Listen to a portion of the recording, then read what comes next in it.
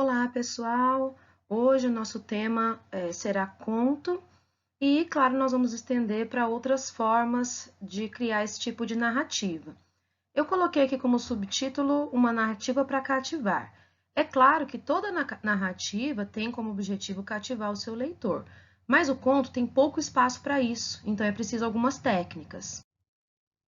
Primeira coisa é que o conto tem duas histórias. Uma visível, que é aquela superficial, que nós lemos, entendemos, e outra secreta, né, que está nas entrelinhas, aquilo que fica subentendido, aquilo que é simbólico, justamente porque há pouco espaço no conto para narrar, então muita coisa, e às vezes o mais importante, está no não dito. Bom, vamos retomar algumas características básicas do conto, que vocês já conhecem, tenho certeza, é só mesmo para retomar rapidinho. É um texto curto, né, e portanto possui um único eixo narrativo, diferente de um romance que fala do protagonista, mas também fala do namorado da protagonista, fala dos familiares, e aí vai ramificando a narrativa. Aqui não, no conto eu tenho um foco, um eixo, e eu não posso me dar ao luxo de querer falar de outras personagens, outras histórias, porque não há espaço para isso no conto. Então é preciso centralizar a narrativa em um único fato. Tá? É claro que a gente tem a situação inicial para chegar a esse fato, depois eu tenho os desdobramentos, né? Mas o foco é sempre um único fato. Claro que, portanto, há poucas personagens, o espaço e o tempo são limitados, né? Você não vai ver contos que acontecem em muitos lugares. Geralmente o espaço ali é um lugar, dois lugares, é o mais comum. E o tempo também, né? Difícil a gente ver ler um conto que tenha um grande lapso de tempo. É mais raro. Geralmente, quando existe esse lapso de tempo, é só para explicar na situação inicial o que vai acontecer no conflito, mas não que seja o foco, né? O foco é um tempo mais rápido. E esse tempo ele pode ser linear ou psicológico. O tempo linear é o tempo cronológico, aquele do relógio, quando você conta a narrativa na ordem que aconteceu. Agora, o tempo psicológico é o tempo que é comum, por exemplo, nas obras de Machado de Assis. Né? Ele inicia a história do meio, depois retorna ao passado, explica mais alguma coisa, volta para o presente. Ou seja, a história é narrada conforme a importância dos fatos, não conforme a ordem cronológica. Obviamente, o gênero é narrativo, portanto, precisa contar uma história. E contar uma história não é aquela coisa expositiva, né? Ah, hoje eu acordei, tomei café, trabalhei, depois dormi. Não, isso não é um conto.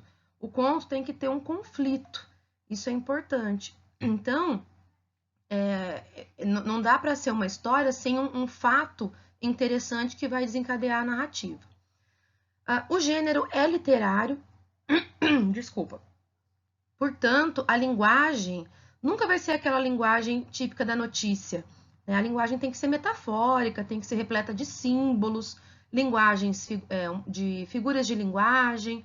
Eu não posso escrever só de acordo com a linguagem denotativa, que seria aquela coisa mais descritiva, aconteceu isso e aquilo, tudo muito direto. No conto, eu não dou para o leitor todos os fatos, todos os elementos. Eu digo alguns pontos e deixo muita coisa por dizer por meio das figuras de linguagem. Isso é muito importante para o bom conto. Vocês vão reparar que a literatura que os críticos chamam de literatura ruim, né, e isso é uma coisa que os críticos dizem, não sou eu que estou dizendo, é geralmente aquela narrativa que dá tudo para o leitor, uma narrativa pronta, uma narrativa que não tem lacunas a serem preenchidas. E isso é ruim porque o leitor não tem uma sensação de prazer estético. Tá? Então, vamos trabalhar com uma linguagem mais metafórica no nosso conto. As partes da narrativa, né? Todo conto precisa ter, aliás, toda narrativa tem essas três partes. A primeira, como vocês já sabem, é a situação inicial, quando as personagens são apresentadas, o espaço, o tempo, né? E geralmente usa-se o verbo usam-se os verbos no pretérito imperfeito. Então, é aquela coisa clássica, chamava, ela chamava não sei o quê, era uma vez, e vivia em tal lugar, tinha 2 irmãs. Então, esse tempo verbal, pretérito imperfeito, é típico para contar uma rotina, né, no passado, alguma coisa que se repetia no passado. Até que chega o ponto do conflito, o desequilíbrio, aquilo que realmente vai dar o desenrolar da história. E aí a gente muda o tempo para verbo no pretérito perfeito.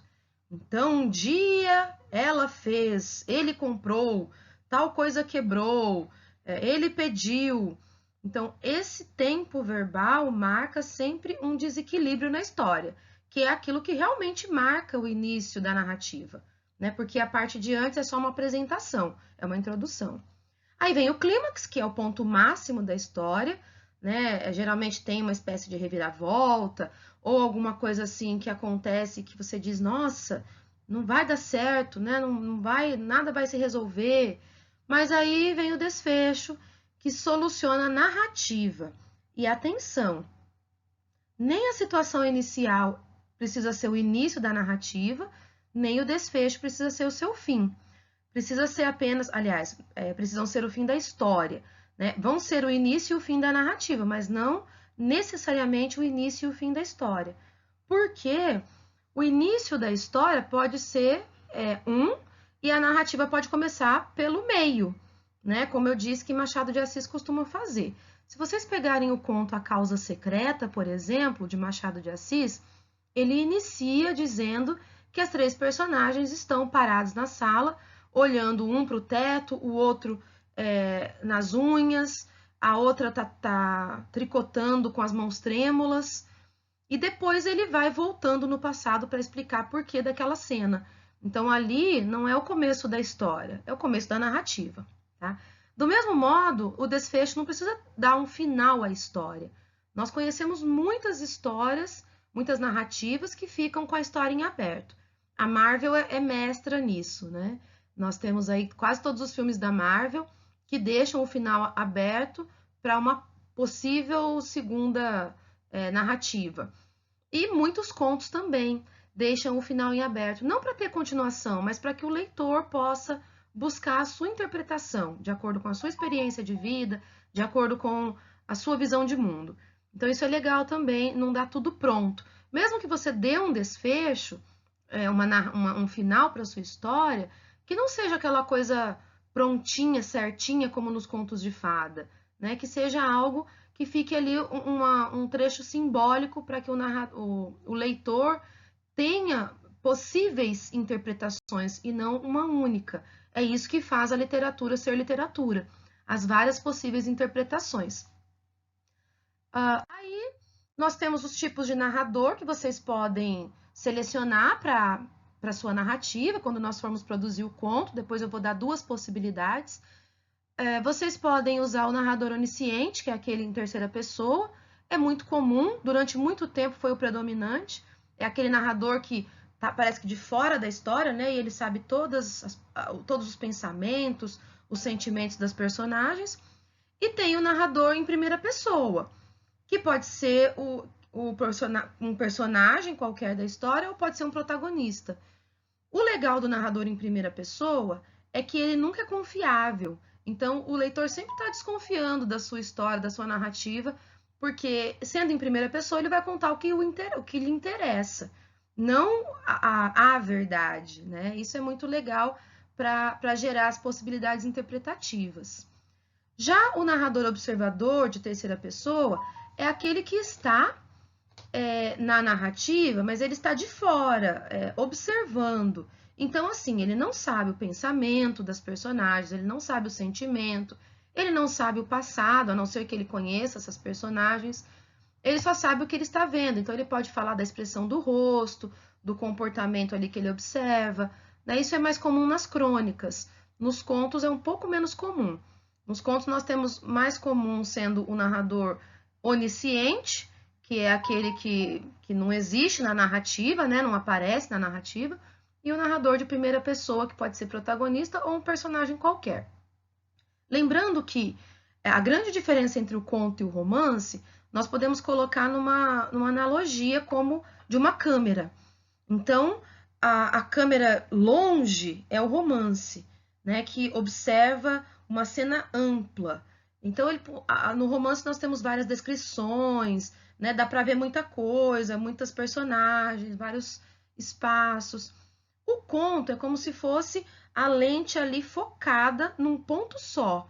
Então, por isso que eu disse que o conto tem um único foco, um único ponto ali da narrativa, tá?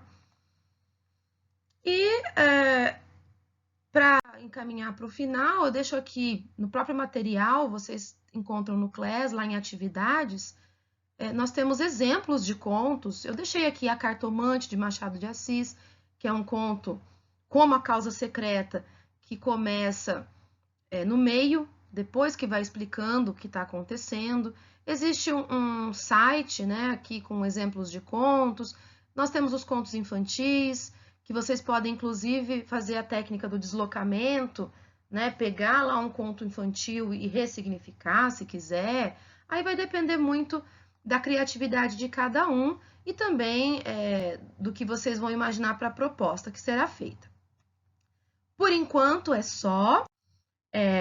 Vai ser a hora de criar, sim, mas eu vou ainda dar mais uma explicaçãozinha sobre agora o microconto e depois nós voltamos com a proposta. Até mais!